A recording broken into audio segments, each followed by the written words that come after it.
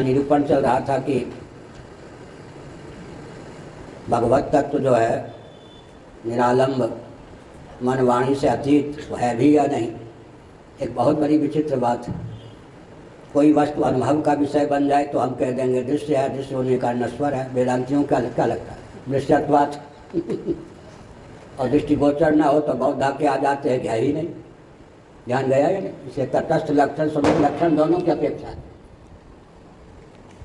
फिर से सुनिए, बुद्धिगम्य किसी विषय को बना दिया जाए तो अस्तित्व की सिद्धि तो झटपट हो जाती है, अस्तित्व में आस्था तो हो जाती है।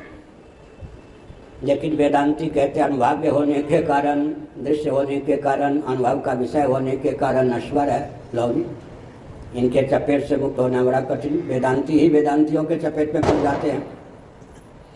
अगर स्वरूप लक्षण लक्षित ब्रह्म को ख्यापित करें तो बौद्ध टपक पड़ते हैं, ही नहीं अनुभव्य ही नहीं है तो है कैसा?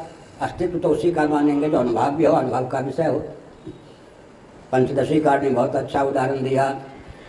अनुभव स्वरूप होने के कारण अनुभव्य नहीं है, अनुभव का विषय नहीं है। उदाहरण भी बहुत बढ़िया दिया। अम्ल पदार्थ को खट्टा बनाने के लिए क्या पदार्थांतर अम्लांतर की आवश्यकता होती है क्या? नहीं ना। जिसके योग से करेले की सब्जी, दाल इत्यादि भी खट्टी बन जाए, उस अम्ल को खट्टे बनाने के लिए अम्लांतर की अपेक्षा नहीं होती। शर्करा को मीठी बनाने के लिए दूसरी मीठी वस्तु की आवश्यकता नहीं होती। तो जिसके योग से अन्यों का अनुभव होता है उसको अनुभव भी नहीं बनाया जा सकता, वो अनुभव स्वरूप है। लेकिन बौद्ध आकर टपक पड़ते हैं कि शून्यवाद नैरात्यवाद की प्रसक्ति हो गई। इसलिए पहले तटस्थ लक्षण लक्षित ब्रह्म को समझना चाहिए। उदाहरण के लिए चुलबुली भाषा में बोलते हैं सावधान। संवाद इस प्रकार नहीं है। मनोविनोद के लिए संवाद की कल्पना में करके पंचदशी के गंभीर तथ्य को अभिव्यक्त करता हूँ, सावधान।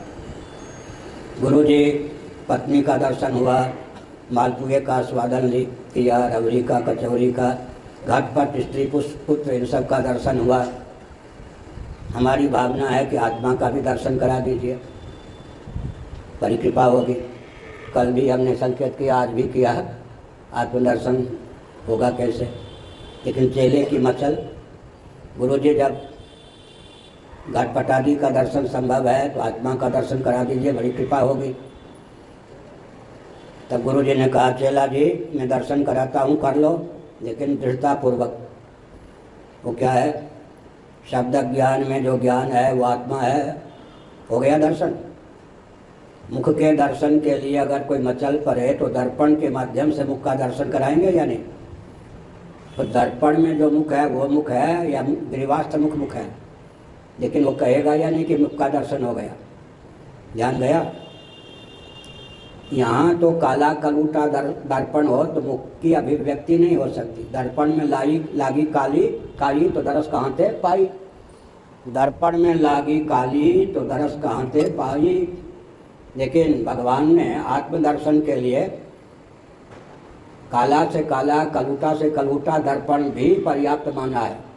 एक विशेष बात है, मुख का दर्शन तो निर्मल निश्चल दर्पण पर ही हो सकता है, लेकिन आत्मदर्शन सुबह के प्रवचन से विलक्षण शैली में है।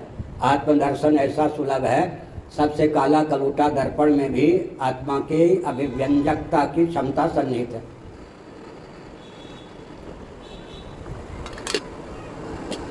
सबसे काला कलूटा दर्पण क्या है? अज्ञान।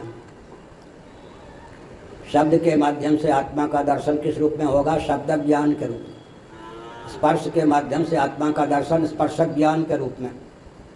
रूप के माध्यम से आत्मा का दर्शन रूपक ज्ञान के रूप में।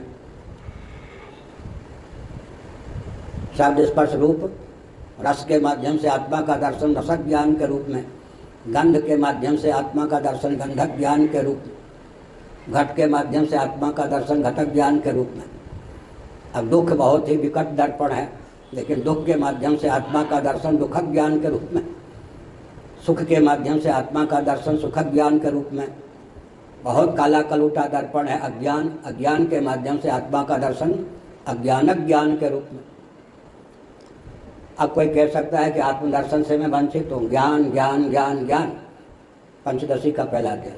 शब्द स्पर्श नहीं, स्पर्श रूप नहीं, रूप रस नहीं, रस गंध नहीं, गंध सुख नहीं, सुख दुख नहीं, दुख मोह नहीं, मोह अज्ञान नहीं, मोह मूल अज्ञान, मोह का मूल अज्ञान है। लेकिन ज्ञान तो सब में अनुगत है, शब्द ज्ञान में भी, स्पर्श ज्ञान में भी, रूपक ज्ञान में भी, रसक ज्ञान में भी, गंधक ज्ञान में भी, सुख ज्ञान में भी, दुख ज्ञान में भी, मोह ज्ञान में भी और अज्ञानक ज्ञान में भी। ज्ञान तो अनुगत है। आत्मदर्शन हो गया, अब तो कोई आत्मा का अस्तित्व का खंडन नहीं कर सकता। दर्पण के माध्यम से मुख चंद्र प्रतिफलित हो गया, अब तो कोई मुख नहीं है ऐसा नहीं कह सकता। अब स्वरूप लक्षण लक्षित निरुपाधिक आत्मा का दर्शन करना हो तो बहुत बढ़िया गणित की दृष्टि से सावधान। क्षेत्रज्ञ ऋण, क्षेत्र बराबर क्या बचेगा, क्यों व्यक्ति बचेगा है नहीं, क्षेत्रज्ञ ऋण माइनस क्षेत्र, क्षेत्रज्ञ से क्षेत्र शब्द को खिसका देंगे तो क्या बचेगा, क्यों व्यक्ति मात्र। तटस्थ लक्षण लक्षित हो गया क्षेत्रज्ञ, स्वरूप लक्षण लक्षित, स्वरूप लक्षण लक्षित हो गया व्यक्ति मात्र। तटस्थ लक्षण का महत्व हुआ या नहीं। ऐसे ही शब्द ज्ञान ऋण शब्द माइनस शब्द क्या हो गया, ज्ञान, वही स्वरूपभूत ज्ञान हो गया। शब्द ज्ञान से शब्द को खिसका दीजिए, ज्ञान, अब अनुभव भी रहा क्या, अनुभव स्वरूप हो गया। स्पर्शक ज्ञान से स्पर्श को, रूपक ज्ञान से रूप को, रसक ज्ञान से रस को, गंधक ज्ञान से गंध को, सुखक ज्ञान से सुख को, दुखक ज्ञान से दुख को, मोह ज्ञान से मोह को, अज्ञानक ज्ञान से अज्ञान को हटा दीजिए और स्वरूप लक्षण लक्षित ही मूल मुख के समान आत्म तत्व हो गया। ऐसे ही ज्ञाता ज्ञान के, अब मैं बोल रहा हूँ श्रीमद् भागवत प्रथम स्कंद अध्याय 2 श्लोक 11, वदन्ति तत्तत्व विदस्तत्वम यद ज्ञानमद्वयम ब्रह्मेति परमात्मेति भगवान इति शब्दते यत् अद्वयम ज्ञानम तत्तत्वम। अब इसको समझना बड़ा कठिन, अद्वय ज्ञान नाम तो ले लीजिए, समझना बड़ा कठिन। लेकिन त्रिपुटी के मध्य में जो ज्ञान है उसको तो समझ सकते हैं ना आसानी से। ज्ञाता ज्ञान, ये बीच में ज्ञान है, उसके आश्रय का नाम ज्ञाता, विषय का नाम ज्ञेय हुआ। इस ज्ञान से तो परिचित है या नहीं, इसका निराकरण कौन करेगा, कोई नहीं करेगा। अब इसको स्वरूप लक्षण लक्षित करना हो तो क्या करेंगे, ज्ञाता के ऊपर ले जाइए ज्ञान को, स्वरूप लक्षण लक्षित हो गया। ज्ञाता से नीचे ले आइए तो तटस्थ लक्षण लक्षित हो गया, ज्ञाता से ऊपर ले आइए तो स्वरूप लक्षण लक्षित हो गया। लेकिन पहले ही कहेंगे कि ज्ञाता ज्ञान ज्ञेय तीनों जिसमें परिकल्पित हैं वो तत्व है, बौद्ध आके गला दबाएगा। शून्य नैरात्म्य में अनुभव का विषय नहीं। इसीलिए ज्ञाता ज्ञान ज्ञेय के बीच में जो ज्ञान है मध्यवर्ती, उसके अस्तित्व का अपलाप कोई नहीं करेगा। लेकिन वो है अद्वय नहीं है, उसको आश्रय के रूप में ज्ञाता की, विषय के रूप में ज्ञेय की अपेक्षा है। तो फिर श्रीमद् भागवत द्वितीय स्कंद अध्याय 9 श्लोक 10 की ओर जाइए। एकमेक तरा भावे यदा नोपलभामहे तृतयम तत्र यो वेद स आत्मा स्वाश्रयाश्रयः। चुप्टी से पारंगत जो ज्ञान है वही आत्मा है। दृष्टांत लीजिए 12वें स्कंद से लो जी, ऐसे नहीं होता है क्या। पहले स्कंद के दूसरे अध्याय का 11वां श्लोक, फिर दूसरे स्कंद के 9वें अध्याय का 10वां श्लोक, फिर 12वें स्कंद से दृष्टांत ढूंढा। आप तो बहुत भाग्यशाली हैं, हम भी अभाग्यशाली नहीं हैं, लेकिन आपके भाग्य पर हमें तरस नहीं, प्रसन्नता होती है। आपको बैठे बैठे पचा पावे या न पचा पावे सुनते रहिए। शब्द तो फिर इस जन्म में या कभी काम देगा। ये शब्द जो हैं धन मान की लिप्सा से नहीं निकले, गुरु गोविंद और ग्रंथ के अनुग्रह से ये शब्द निकलते हैं। इसलिए ये अमोघ हैं, कभी न कभी इसी जीवन में आगे ये सब काम देंगे। इसलिए आस्थापूर्वक केवल सुनते रहें तो अभी 100 अश्वमेध से अधिक पुण्य प्राप्त होता है। 100 अश्वमेध से भी अधिक पुण्य प्राप्त होता है। तो हमने एक संकेत किया, आप लोगों को ये ज्ञान एकाएक मिल रहा है। अब हमको श्रीमद् भागवत के प्रथम स्कंद के दूसरे अध्याय के 11वें श्लोक को लिया, फिर दूसरे स्कंद के 9वें अध्याय के 10वें श्लोक को लिया, फिर 12वें से दृष्टांत ढूंढा।